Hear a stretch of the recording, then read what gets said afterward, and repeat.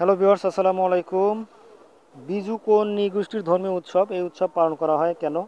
এই নৃগোষ্ঠীর উৎসব সম্পর্কে চারটি বাক্য লাও। বিজু চাকমা নৃগোষ্ঠীর প্রধান ধর্মীয় উৎসব। তাহলে চাকমাদের প্রধান ধর্মীয় উৎসব কোনটা? চাকমারা আমরা কি জানি যে তারা বৌদ্ধ ধর্ম পালন করে এবং বৌদ্ধ ধর্মের প্রধান ধর্মীয় উৎসব হলো বিজু।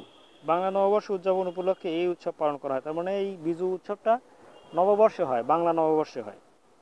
চাকমাদের উৎসব সম্পর্কে চারটি বাক্য হলো: চাকমারা বৌদ্ধদের মূল ধর্মীয় উৎসবগুলো পালন করেন। যেহেতু চাকমারা বৌদ্ধ ধর্মের অনুসারী, যার কারণে তারা বৌদ্ধ ধর্মের যে উৎসব সেগুলো পালন করে।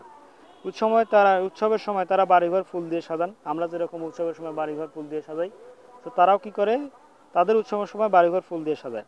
উৎসবের সময় তারা পরস্পর শুভেচ্ছা বিনিময় করে আমাদের মতোই। বিশেষ করে বৈশাখ মাসে বৌদ্ধ পূর্ণিমা ও বাংলা নববর্ষ পালন করেন। তো বন্ধুরা, এই ছিল আমাদের আজকের ভিডিও।